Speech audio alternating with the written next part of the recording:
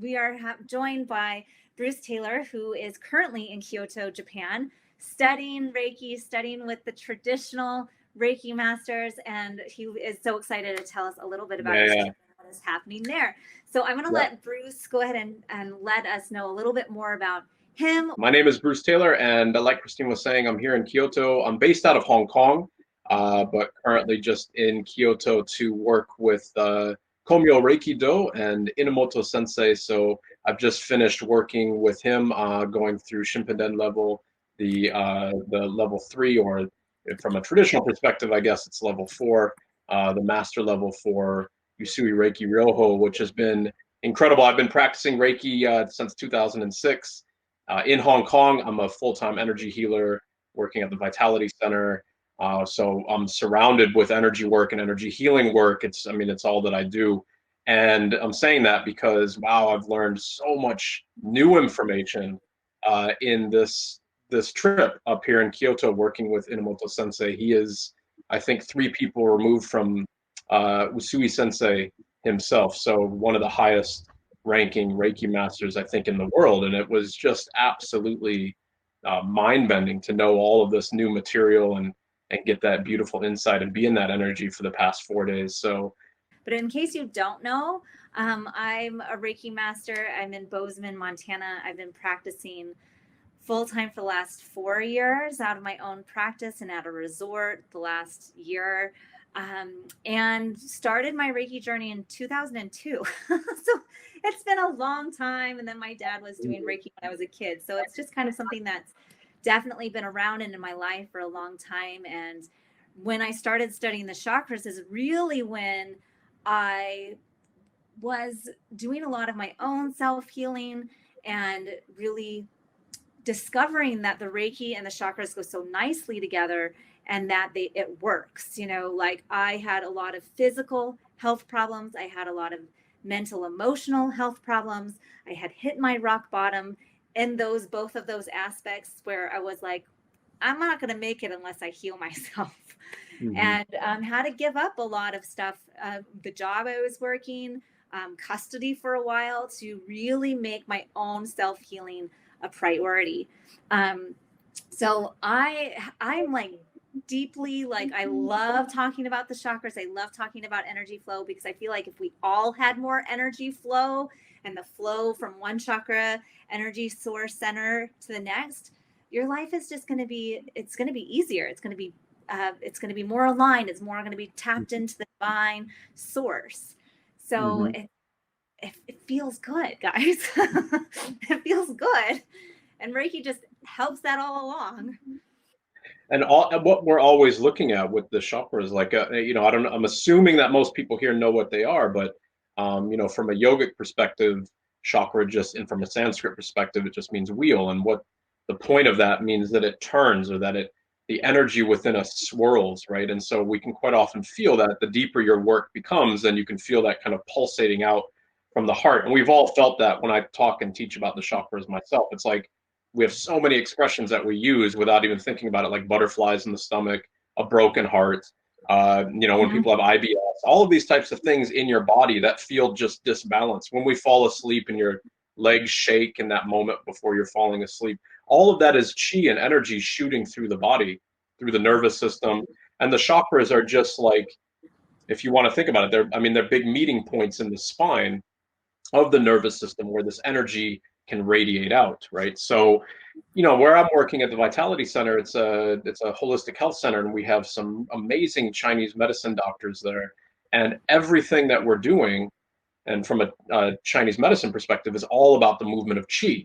And energy is just energy. So like Christine was saying, traumas, heartache, difficulties, sickness, illness, that's still energy, but it's just stagnated energy. So all of us need to be in a state of flow. So there's no resistance. And I'm sure everybody here can relate to this. It's like when you have a really, really bad day at work, if you're in a state of resistance like this, like you're just super stressed and angry at the world and everything, then that energy of the job is coming to you, but you're not letting it flow out.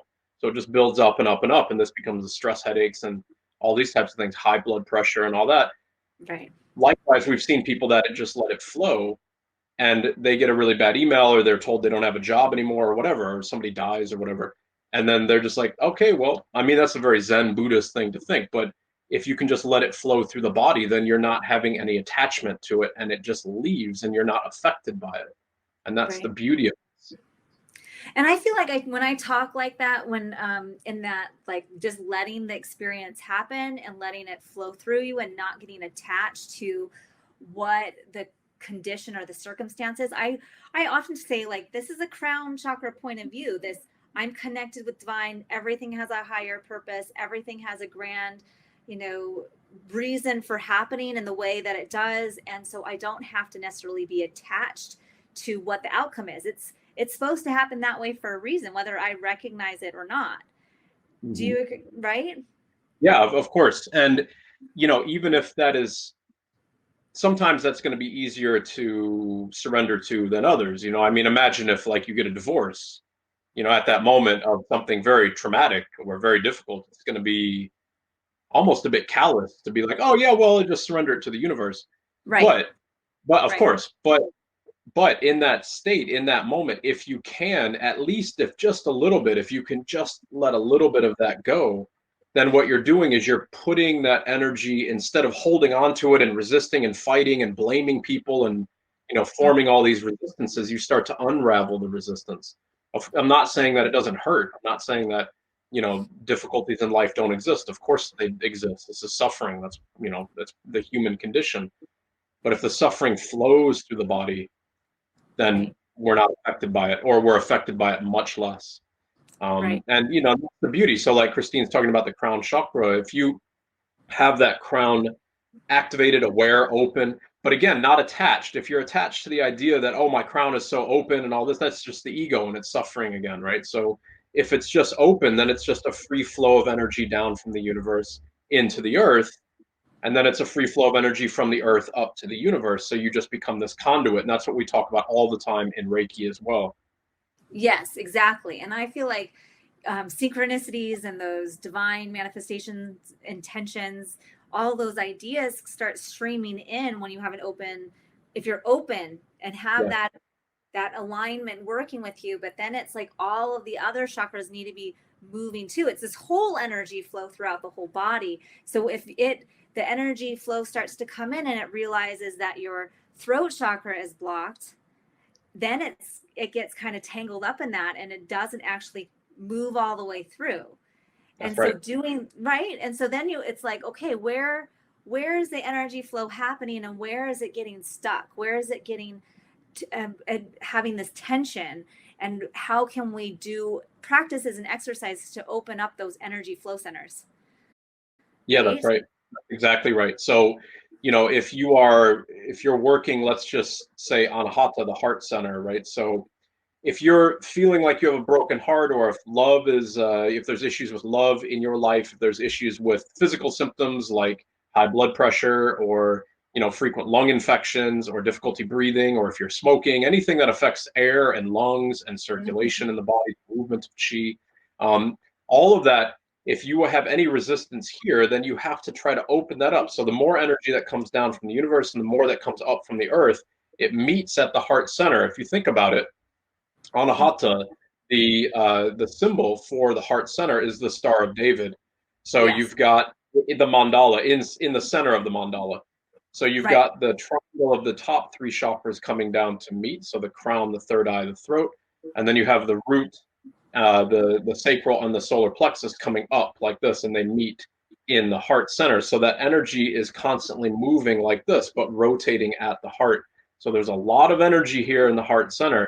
If there's any blocks, if you went through a divorce, or if your parents never showed any affection for each other, or if love is something that is difficult to come by for you, or whatever, who cares? It's not a competition. Like, everybody suffers, you know what I mean? Like, it's not calling anybody out on this, but bringing the breath in to the lungs, focusing on Anahata, being with the idea of air, or the color green, or the flow of chi, or the energy that comes out of the hands, because the hands are part of the heart chakra, because they radiate out from the heart itself. All of that is going to help to release that condition, whatever it is you're holding on to. And by releasing that condition, finally that energy is going to flow through and it's going to break that any resistance that's in the heart chakra itself.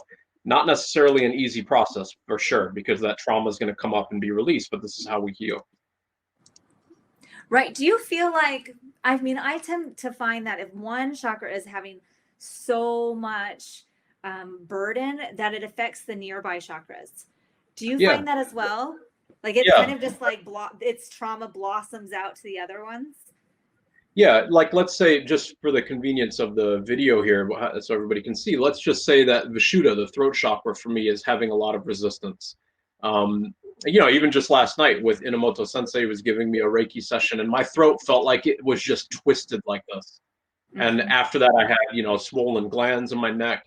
I felt like I was getting a flu. Of course, it's gone. It's an energetic release. But if that's tight and energy can't flow, then all of that energy is still trying to go down from the upper two chakras now. And all of it is trying to come up from the lower chakras, but there's resistance. So you're going to feel that. Where is it going to build? It's going to build into Ajna and Anahata, the ones just above and below. And then it continues on, right? I mean, if it's going to go up all the way to the crown and then down to the solar plexus and the sacral and so on.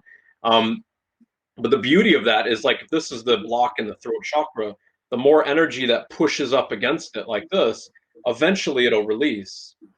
Now, again, that can be quite a difficult process, and it doesn't have to be all grandiose. It can be a little minor twitch in the neck, or a release of the thyroid, or whatever it may be, or the ability to speak more of your voice or whatever. But yeah, you're completely right. That energy is going to build up until you're able to let it release. That's from meditation, from pranayama, from yoga work.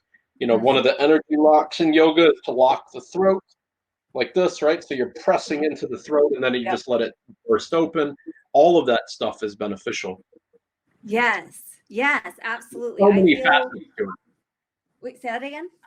There's so many facets to being able to open. It's not just one practice. Like if your throat is blocked, just go to a karaoke bar and just sing like crazy. Right. I mean, like, it's not just meditation. I cannot agree with that more. People think that because I'm a Reiki master that I think that Reiki has to be the solution for everything. I'm like, oh no. If you have a sacral chakra block and you need to tune into your inner child, go buy a coloring book, go hula hoop, go play at the park and go swing. There's so many different avenues to do the chakra healing work.